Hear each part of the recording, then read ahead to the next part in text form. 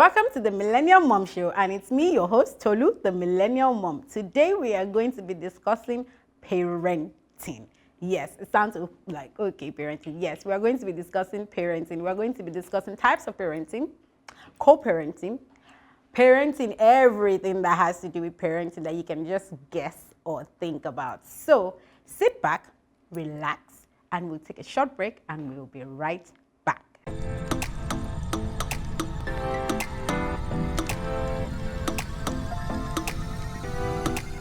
Welcome back. It's still me, your host, Tolu, the Millennial Mom. And as I said earlier, we're going to be discussing parenting. In the studio today, I have, yes, you can guess, I have Ijeoma in the studio. Ijeoma is a PR strategist. She's a journalist. She's a mom. Okay, let me stop. Let Ijeoma introduce herself. Hello, Ijeoma. Hello, Tolu. Hello, how are you? I'm well, and you? Thank you. Fine, thank you. And thank you for coming to the show. Can you please introduce it? I was doing the introduction. I didn't think that was right, so I'm just going to let you do the honors. Please introduce yourself to my lovely millennial guests out there. Okay, my name is Ijeoma Thomas Odia. Okay. I am a print journalist. Okay. I'm a writer. I'm a PR strategist. Okay. I'm a media consultant. And basically, because I am, in tune to parenting, having been a mom, I started, I took up this parenting column that I write in the paper, The Guardian. It's published every Saturday. So every week, there's always something new to look out for. Okay. Yeah. So basically, that's what I do. So you see, Ijeoma writes on parenting and every other thing that is in between. So I think we found the best person to discuss parenting with. And this is going to be very interactive because the thing about parenting is that from my point of view, I always believe that it's not a one-size-fits-all. Yeah. And I decided that, you know what, I'm going to discuss it with somebody that always writes about it. And then we can always just say, okay, this is what I think, this is how I feel. So that's why I decided that I was going to, because I'm very sure we will both have, different views on this whole parenting thing. And it's fine. It's fine. But the first thing I'm going to start with, how many kids do you have? 2. Good, good. The first thing I'm going to start with is parenting as a new mom. Because most of the time I feel when people talk about parenting, we always start from there's a child already. Yeah. Now, how are we going to parent it? Like, okay, now let's start from the new mom angle. I'm a new mom. I just have a baby now. How did you feel as a new parent? Like I'm talking about, let's leave the hospital, because when you tell someone to tell you about their experiences from the hospital, it can take a whole day. So as like you get home after like a couple of days in the hospital, how did you feel as a new mom parenting, having a child all to yourself? What were your feelings? Okay, so it's actually a very beautiful thing to experience. I agree with it. Having a little you, a mini you, and you just have to explore. It feels like you have to explore. There, of course, at the point when you already have a child, you must have heard a lot of things as to how you want to go about grooming this child. And then it is not staring at you in the face. Like, this is it. But for every new mom, you'll be bound to make mistakes. Yeah. You will learn, relearn, unlearn, and, keep pushing. Striving at it. Yeah, keep pushing it. So basically for a new baby or a toddler, at that point when you're trying to get a hold of parenting, it is definitely not easy. At the end of the day, you listen to a lot of people. Yeah. People tell you this is what you're supposed to do. Yeah. This is not how you're supposed to do it. You keep going back and forth. You're running around.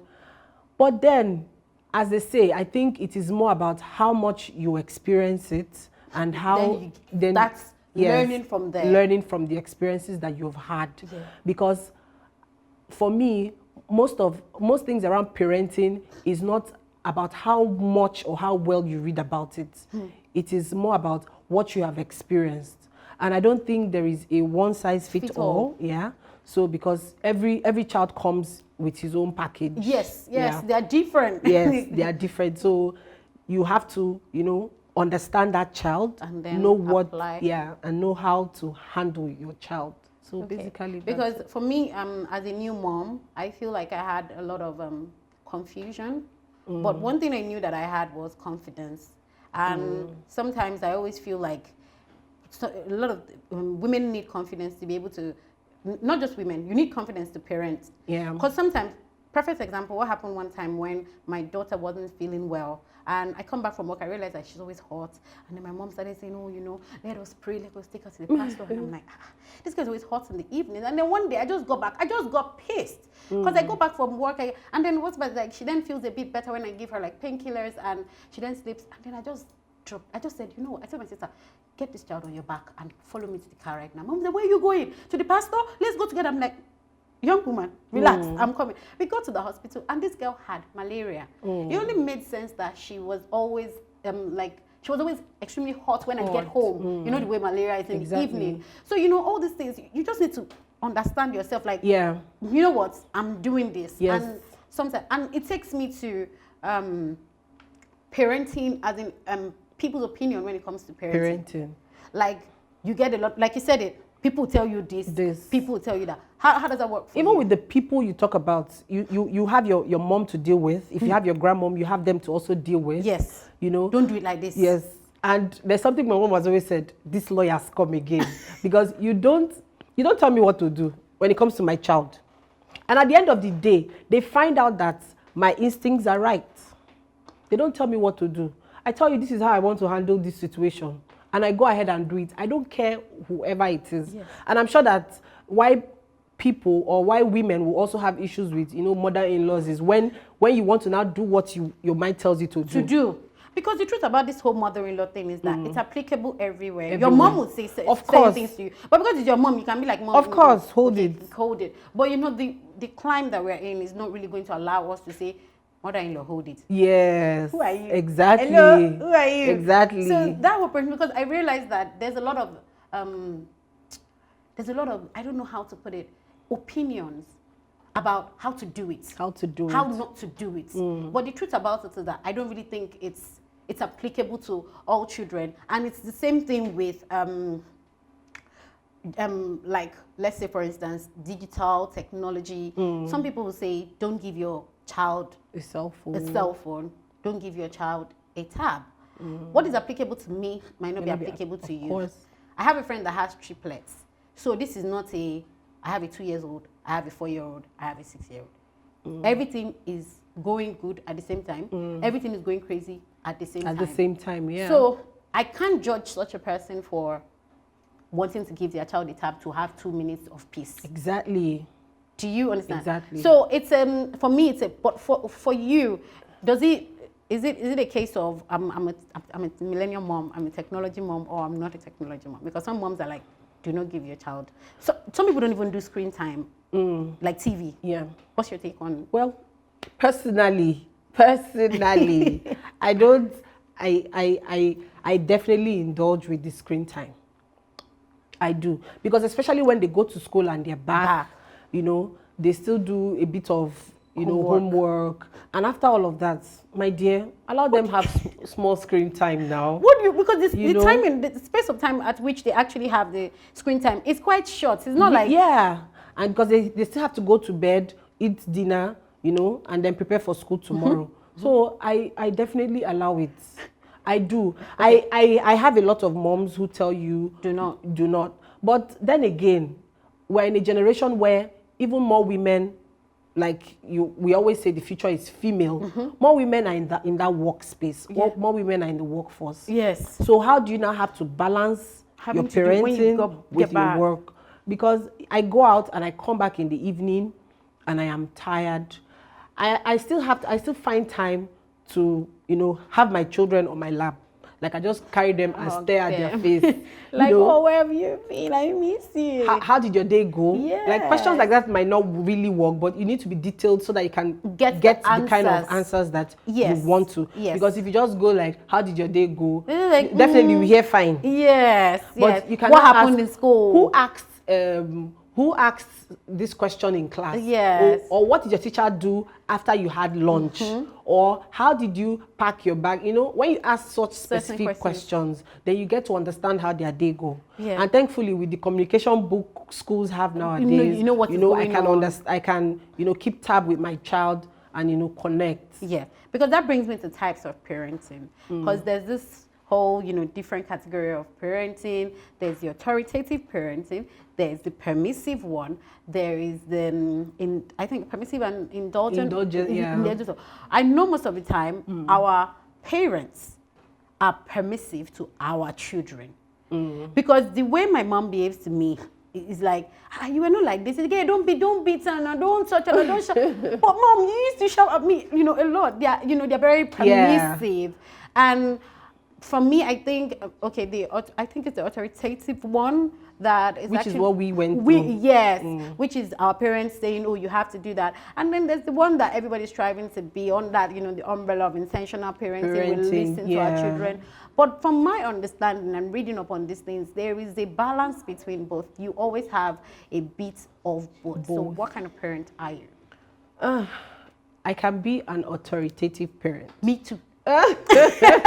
Me too, because sometimes it's needed. I tell you, because the Gen Z we have of the Gen Z of today, what we see. If you don't, in our time, they tell you and you just do as they say. Obedience. So before you tell you, sit here and ask mommy why. Why now? Why should I sit down?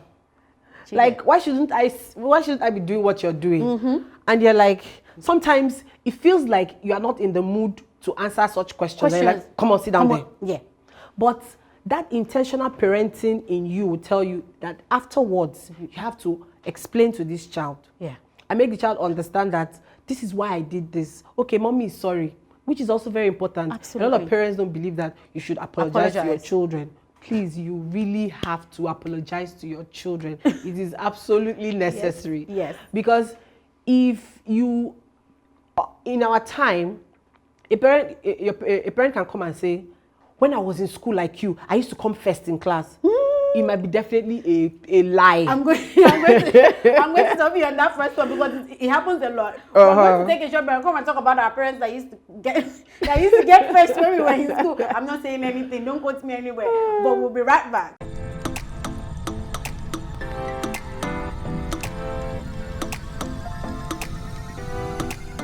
Welcome back to the Millennium Mom Show, and we're still here with Ijeoma discussing parenting and style. Ijeoma, before we went on the break, was telling us about her own parenting style. So Ijeoma, I'm going to let you get into it and finish up. You said you're a bit of authoritarian, which most of us are. Yes. Yeah, and of course I like to mix it up with, being intentional. Yes. Which is really key at this time. Yes. Children of nowadays, like I said, would always ask you questions for every step or every instruction you give to them. And so if you are not intentional about making them understand why you think they should do a thing, then you're in trouble. Unlike in our time where we don't ask. You lock your child in the house, and you just know that your child is just indoors. No, before you come back, I've gone to the cinema. Not just even going to the cinema, but because of the whole digital age, the child is in your room and is already in Canada or New York. On Snap. Yes. Or on TikTok. Because the child has connected to the whole world. True. Absolutely. So how do you ensure that you still parent even when you're not there, or even when you're sure that things are not, Yeah. How do you parent your child? So at that point, what we need to do more as parents is to ensure that at every time you are always communicating with your child, no matter how busy you are. I always say that no matter how busy you are, ensure that you always have that me time with your child. True, yeah. Make sure you understand whatever it is that is going on in their lives. In this age where you have depression, suicidal thoughts, young people are, doing stuff, and which is basically because their parents are uninvolved, which is a form of parenting. Yes. People just think that that I can provide my child with food, I can buy the child all the things in the world, and then everything is fine. Because I was going to touch on that, sorry to cut you short, about the uninvolved type of parenting. And I'm sorry, apologies to all the dads out there. I realize that there's a huge percentage in Nigerian, African fathers that seem to have their own involved parenting. Couple of years back, I think sometime last year, there was this whole hashtag thing about girl dad and everything. There's a shift, there's a change, but a lot of them are still in that place. They go to work, they come back, they provide funds, yes, but that's not about that's not everything. That's not everything. Parenting, it took a man and a woman to have that child. My sister. So, but I think that where all of this starts from is even from antenatals. How many men do you even find there? Yes. How many men do you find? Even from antenatals. I'm sure so if a man goes to antenatal, you will see the way the matron like, okay, what thing they find here? Now women, because those things happen. So that's where all of the parenting instinct and journey starts from. But I think it's us. Because I know abroad, there are classes where people actually go with their spouses. They teach them, if something happens, if your water breaks, like what to do. Yeah. But here, the man, water break like this, hospital, let's go. Like, it's not even like you're close to it and the man wants to support. No. So I think the uninvolved parenting, I know there's been a shift.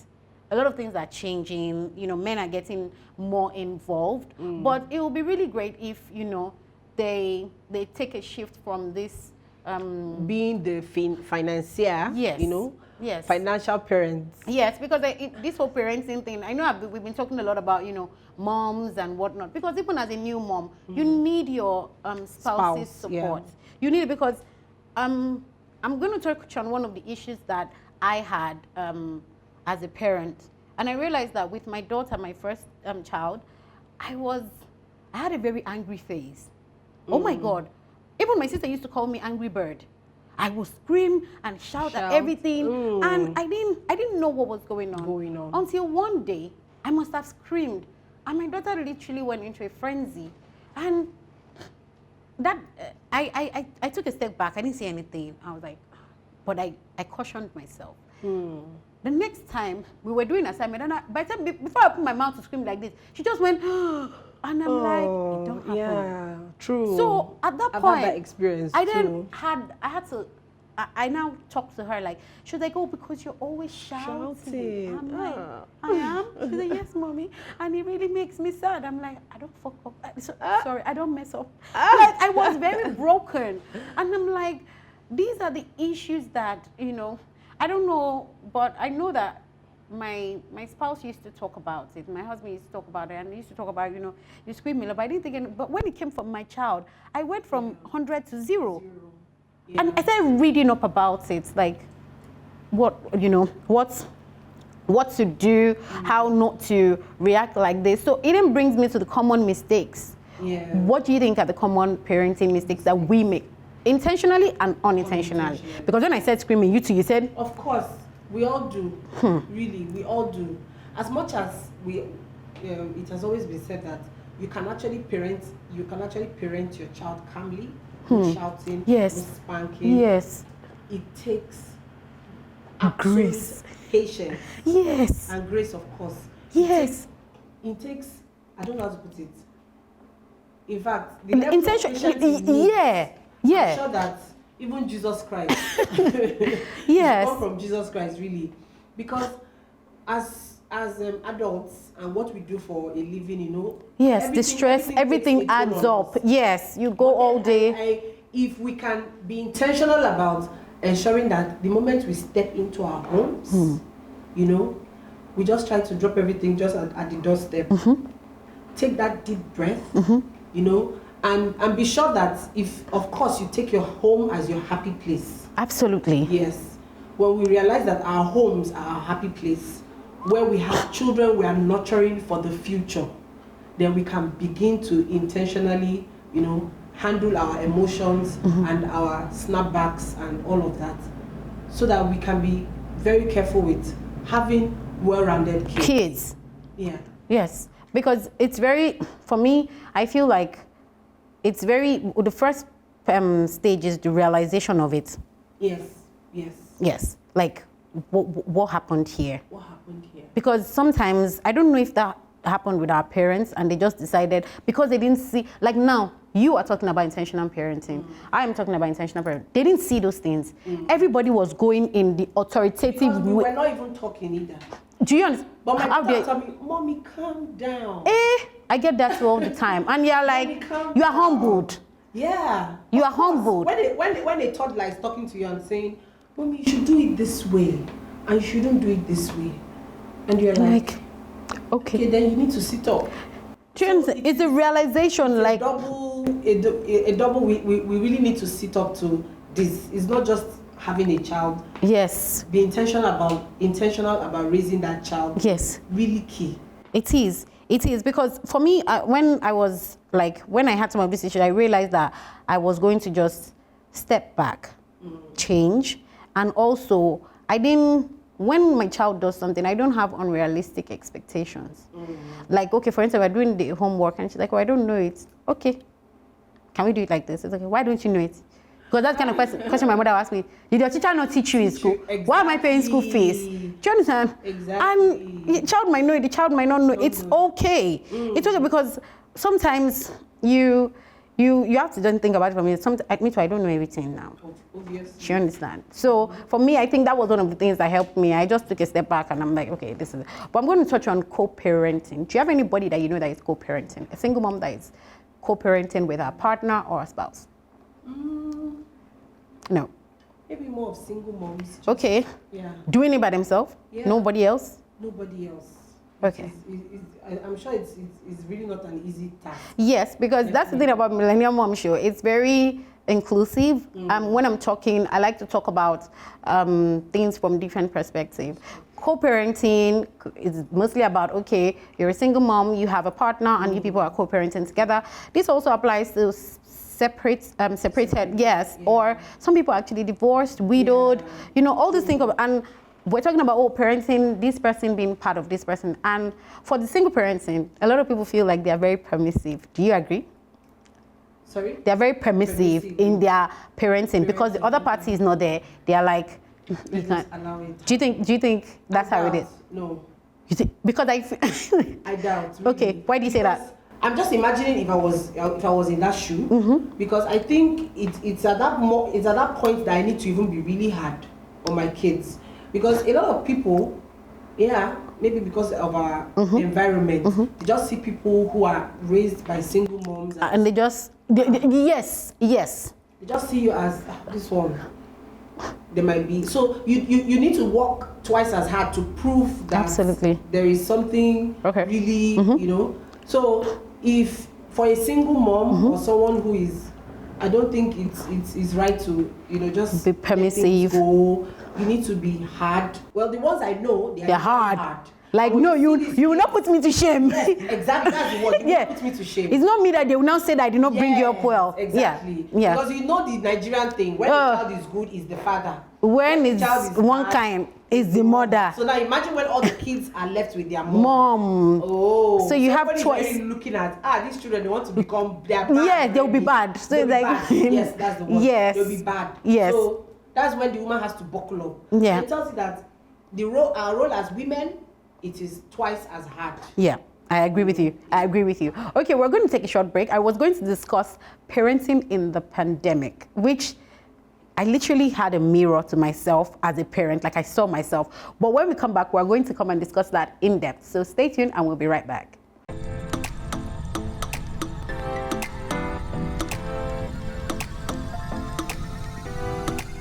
Welcome back to the Millennial Mom Show, and we are still here with Ijeoma discussing parenting. So, Ijeoma, I'm going to talk about parenting during the pandemic because I don't know, maybe it was just me. I saw myself in a different light. How was that for you? Okay, so during the pandemic, where of course dads are available, yes, nobody's going anywhere. I think, of course, at that point they must have been able to understand or, you know, be a part of parenting their kids. Absolutely. Too. So just like my husband, who whenever he's available, he likes to take charge. You know, be in the kitchen. That's nice. So you know, feed them. You know, just want to just be with his kids. Okay. You know, and everybody keep flocking around him, and I'm just catching like, my breath. Nice. You know, nice. And I'm like, so if such things happen, you know, the mom will become calmer.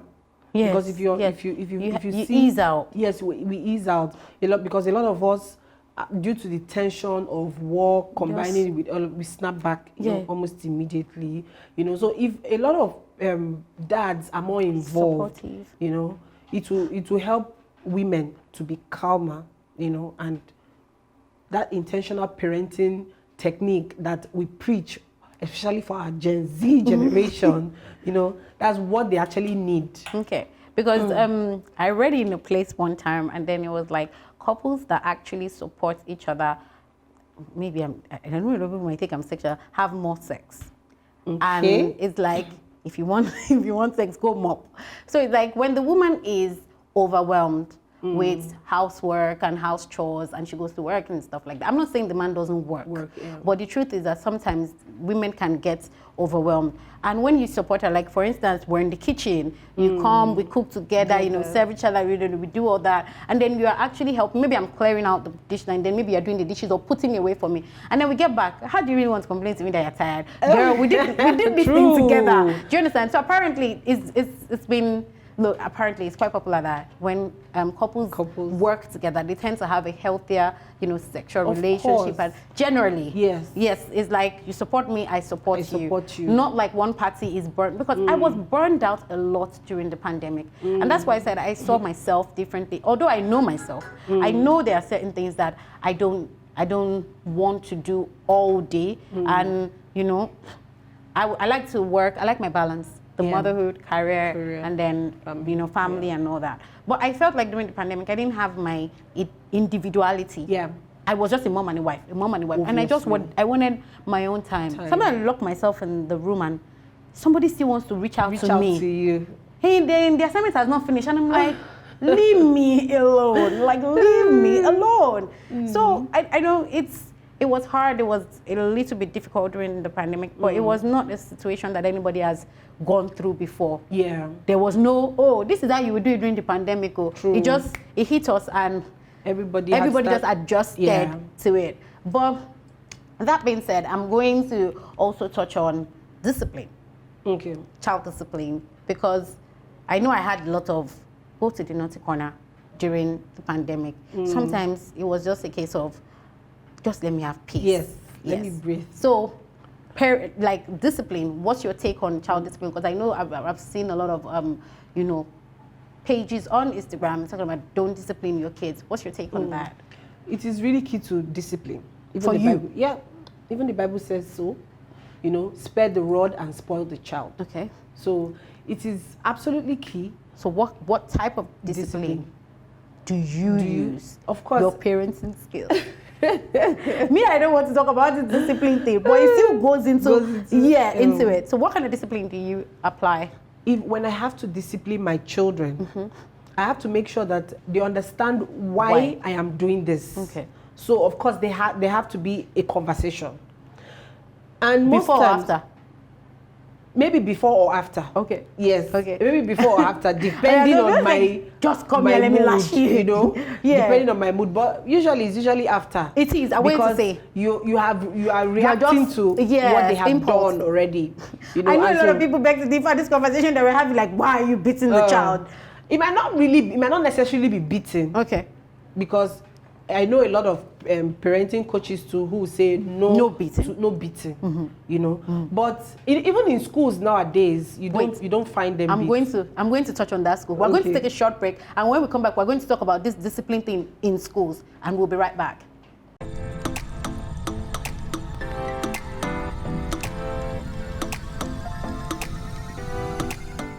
Welcome back to the Millennium Mom Show, and I'm still here with Ijeoma discussing parenting. Before we went on the short break, we were discussing discipline. I'm going to say it again. You people don't come for me. I'm also of Ijeoma's school of thought, which is the discipline. However, it's the level of discipline for me. Like, don't go overboard. We see all these things happening, especially when you are angry. Yeah. Like sometimes you are so angry, you don't know how to control. If you know you don't know how to control yourself, don't do it. Yep. You're better off not doing it at all. But if you know that you can do it in proper, what can they really do?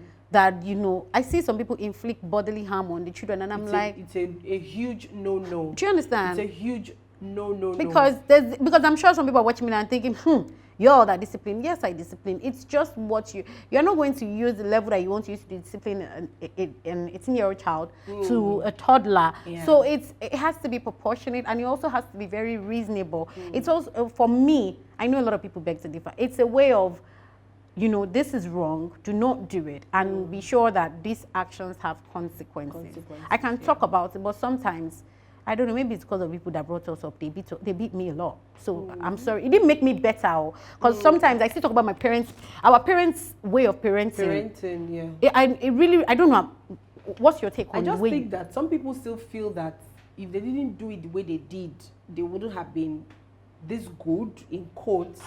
Did we really turn out good because of those beating? No, it's true, because I see like the extreme beating. But I see it a lot in conversations. Injuries. Yeah, it is. It's wrong. It's wrong. Legally wrong. It is definitely wrong. In all ways, because some people say, wrong. "Oh, my parents beat me. How did I turn out?" Now look at you. How did you turn out? You are beaten. True. True. And they go, "But my parents beat me. We did not die. But you are beating again." Thing. How did you feel when you were beat? The same thing. That's why it still boils down to patience. When a child does something wrong, breathe. Exactly. Breathe. So, but it just takes this grace. You have to breathe, sit back, call the child, and then talk to that child. But sis, be rest assured, when I'm calling you to talk to you, I cannot beat you again. I'm telling you. Exactly. I can't be, once I'm calling you that, hey baby, come, this is what you did and it's wrong. I cannot then do like those bars. No. Exactly. It has gone. It has gone. So if I have enough patience, I probably wouldn't even discipline at all. To be honest, I can't remember the last time I actually disciplined my child. I probably just say, you know what? Drop that tab. You are not having that tab for the next hour. It's a form of discipline. Hey? Of course. Within 30 minutes, when they are in their room or they are not going to just come, Mommy, do you know that I'm very sorry? Exactly. At that time, I'm not like this. Exactly. Is it 2 hours yet? I'm in my own queen zone. They're like, no, it's 30 minutes. I say, go. When I'm ready, I'll call you back. So that's my own. Like, I don't think, I won't lie. I'm allowed to be vulnerable. I'm not a perfect mom. I have actually, smacked a couple of times. I'm not perfect though. I can smack out of anger. But sometimes I go back. May I apologize a lot. Like, don't be angry. Sorry, don't do that again and stuff. Which brings me to school discipline. Okay. School discipline. I do not support it. I have a school that I know. My friends' kids attend that school. And I'm not going to name the school here. But the next time I hear that you people are doing this rubbish that you are doing again, I'm going to call you out. Because this child is like 7 and they beat them. Wow. Oh. Wow. The day I heard, I told her. And then it's not gotten to the point that I don't know what kind of fear they put in them. And they don't want to tell their parents again. Oh, that's terrible. And then I then call my friend. I'm like, what are you tolerating? Go to that school. And then I go to their place again. And then they're still doing this thing. And then I just called her because she's a little girl. She's my daughter's friend. And I said, tell your teacher that your auntie is a lawyer. If she comes to your school, tell her that I'm coming with police to come and carry her. And when I carry her, I'm not going to release her on time. She had this look on her face and she said, I should tell her that. I said, tell her that. If she likes, beat every other person. But you, she must not touch you. I'm like, and also, she must not even beat again. What's your take on this? I think teaching as a profession should not be for everybody. It's not for everybody. It's not because you can't find a job or you just think that, okay, this is the only available place you should just go apply. It takes patience. And I still keep saying patience. Passion. It takes patience. People want to be there. You have to understand. You have to love children. Because they are learning. So everybody make mistakes. So not to talk of children who don't even know have a clue. They will make mistakes. Yes. Children will be children. They'll be inquisitive. They will fall. They will jump. They will run. They'll play around. You tell them sit down here, and they still want to stand and jump and run. But constantly, there's this law that says for a child, a toddler, you have to say that thing over 100 times. I was going to say, it has to be 100 times. It has to just be 100 times. So now imagine you saying something 100 times. I'm sure at the end of the day, you must have gained patience. Trying to be calm about Absolutely. it. So it takes up to 100 times saying that same thing for that child to understand that I need to, this is what my mom is saying, or this is why I should do this. Because even when children, you tell them don't do this, and they do it and they fall, even with the injury, they'll still go back. Yes. Yes. They still go back to it. But making and them you're like, understand. I told you not to climb that place. The next minute they are back, because that is being children. That's their nature. Yeah. So that is why, whether as parents or as caregivers or as teachers, there has to be this passion for children. You have to be patient. Take it a day at a time. Okay, so that's why for me, I will keep saying that as parents, as caregivers, you know, as teachers, we need to take it one day at a time. Good. Children will always be children. children. Yeah, children will always be children. For me, I know that you know, we have certain level of discipline, but I realize that in school it's always that, or a little spank, a little spank, and I don't agree to that. I have a way of disciplining my own children, and I don't want you to discipline them from me. From my understanding, Lagos State does not even do that anymore in public schools. Yes. So why am I paying a huge sum of money and somebody is still finding it in their place to come? If you are an educator and you need to apply some sort of that level of discipline where you are smacking children, you don't need to be there. Impacting knowledge does not require you to. Exactly. Yes. That's why I say that for anybody to decide to spank a child or smack a child or beat a child or whatever you choose, you know, it is not even. I think it is beyond what the child has done. There has to be something personal. Yes, that you brought from your house. That you brought from your house. So you need to clear those baggage. You know, those baggages before you come in. You know, because if not, if you decide, if you see children and their vulnerability, their innocence, as to why they are doing whatever it is they are doing, you won't treat them the way you're treating them. So every teacher, I don't know, the problem is the way they're even employed, you know, or you have, they need to go through some form of training as to handling children, because it is not just about the education, curriculum. You know, there has to be other, you know, mind-changing skills that they need to learn and understand, because communication, is key. Yes. The way you relate to a child, the child needs to understand, needs to learn these things from you, because they need it to grow. It's a skill that they also need to grow. True. So if you're always harsh, beat, spank, that's how it grows up, and it just is that a way of life. Yeah. And it seems normal, which is one of the points that I always make, like how you, especially in the early stages, early years learning and everything, it is very, very imperative that these kids understand that, okay, this is how things are done. Yes. Okay, so that brings me to something very important that is always on my mind, and it's about teaching kids about consent. Who should, because for me, it's almost like nobody touches my daughter, nobody can discipline my daughter except me. Yeah. So why would my daughter then go to school and then somebody else is, you know, beating her or like touch? Because it goes beyond what I teach her, like, okay, your body is your body, don't let, you know. It's still the same logic. Nobody else beats you outside, or nobody else should touch you outside. Why is somebody else now beating you outside? It's all that whole barrier. Or am I communicating? Well, it's not just about nobody else beating your child outside, because when you have a child, it is everybody's child. Everybody has to look out for your child. Oh, they say it takes a village. Yes, it takes a village. So everybody has to look out for your child. But it is the way what they are doing is where the problem should be. Because people that prey on your children too, they act like they are looking out for them. Yes. And someone said, I'm always very particular, like, oh, you know, do you have the right to do this? Can this person come into your space and come and, you know, touch you, and do this, come and do that? Because for me, it's very key. Yes, of course. It is. From age 2, 3, you need to start teaching your children to understand their body parts, to understand what people should say to them, what the kind of people who should even come close to them, strangers, you know, marking that boundary. So definitely children should always, it is also key, because the way you relate with your child, your intentional parenting style would help your child understand you and be able to communicate with you and make you understand that, okay, this is what this person is saying, this is what that person is saying, and then you guys will always have a conversation. Absolutely. So definitely consent can only, your child can only understand the concept of consent if you are intentionally parenting your child. Absolutely, absolutely. Thank you, Ijeoma. It was really, really nice having you on the show. To be honest, I don't even think that we were able to cover all the things we wanted to cover because there's so much to discuss on this parenting thing, but it was so nice to have you. And to all our viewers, I'm just going to put my own 2 cents out there. This parenting thing is not a one size fits all. To be honest with you, if all our children were the same thing and we could use just one logic to apply to everybody, it really won't be fun. So parent your way, do your thing, have fun, love your kids, and